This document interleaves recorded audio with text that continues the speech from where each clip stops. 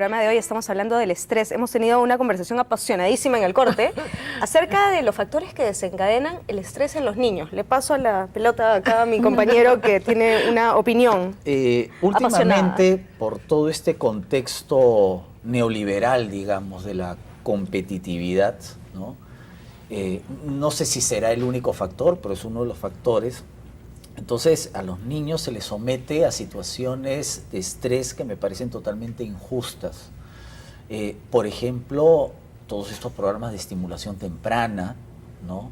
Y sobre todo, pues, los exámenes de ingreso a los colegios, totalmente que a de mí me acuerdo. parece, pues, un abuso, ¿no? Ante un menor de edad, ¿no?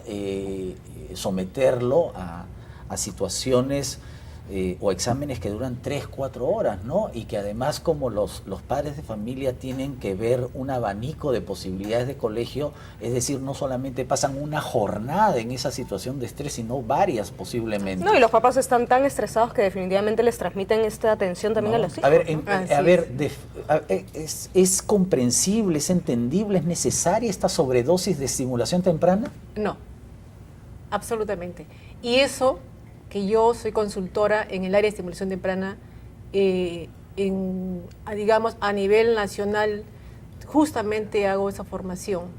¿Por qué? Porque se ha entendido mal lo que es estimulación temprana. Simplemente lo que se debe dar es pautas respetuosas del neurodesarrollo y el desarrollo psicomotor del niño por parte de la familia, de los padres, claro, amorosamente, desarrollando sus talentos y sus dones de cada niño con mucho respeto. Yo no tengo por qué exigirle jamás a un niño cosas que no van de acuerdo a su edad ni a sus emociones. Corrígeme, la estimulación temprana no quiere decir que tú adelantes el proceso. De ninguna manera. O sea, por ejemplo, hay padres que dicen, yo quiero que mi hijo ya sepa leer y escribir antes de entrar al colegio. De ninguna manera. Es ir en contra de la naturaleza del ser humano.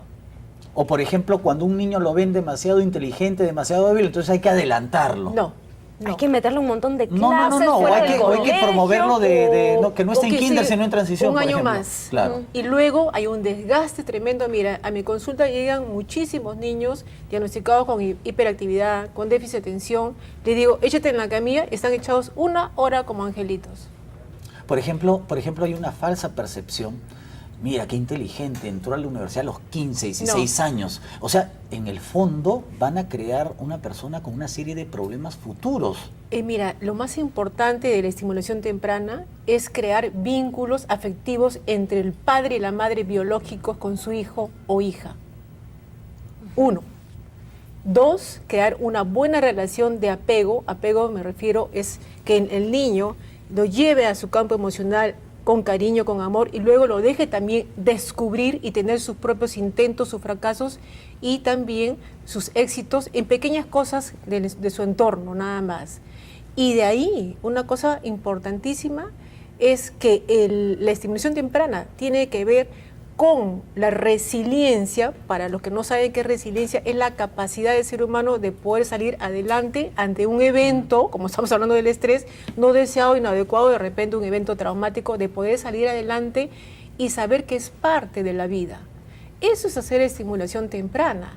No es ir a que el niño sepa la Torre Eiffel, quién es Rembrandt, quién es Goya, cuántas obras escribió tal autor. No. Eso es ir en contra de la naturaleza humana. Ahora, si el niño nace con un potencial tremendo, hay que dejarlo. Claro, porque por ejemplo Borges se leyó el Quijote a los 5 años, perfecto, pero Borges era Borges, pues no. Pero perfecto, dejarlo ahí. ¿Y qué nivel, digamos, de estrés sí debe enfrentar un niño para fortalecerse, para desarrollarse bien?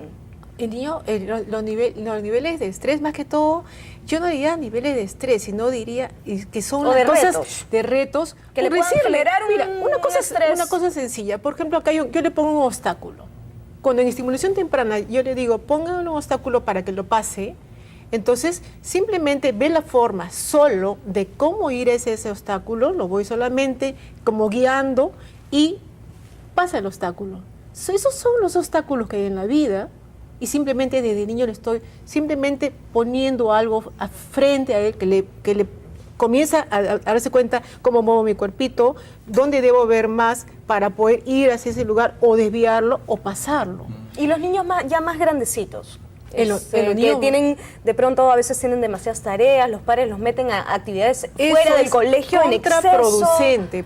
Yo quiero que también quede bien claro que es contraproducente.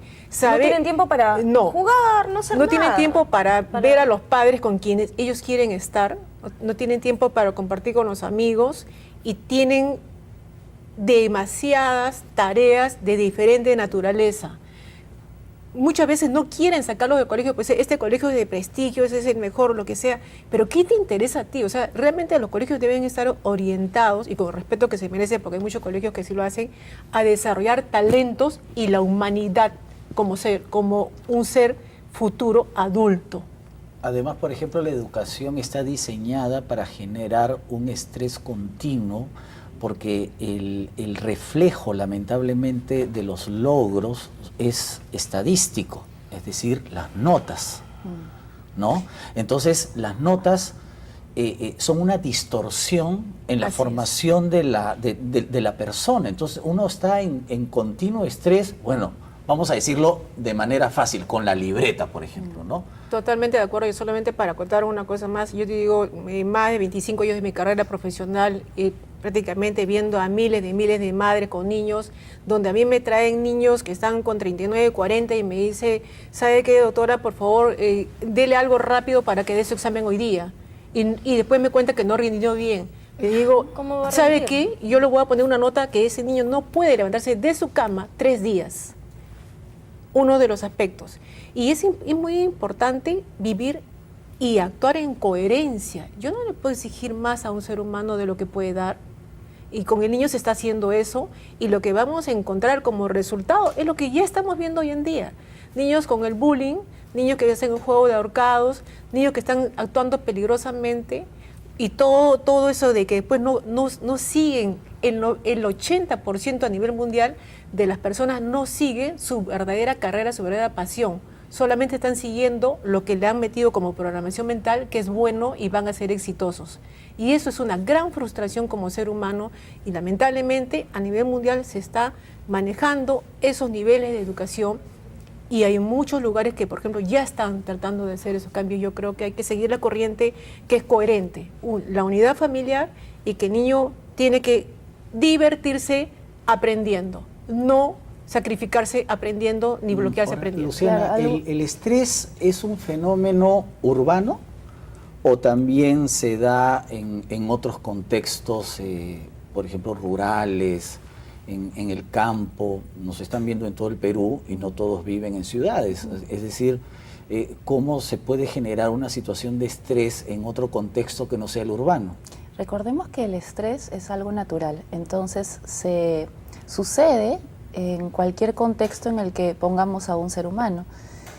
Porque si bien en este momento estamos hablando de los niños y las notas, si por ejemplo un niño siente que sus padres no tienen tiempo para él, el niño va a entrar en una situación de estrés.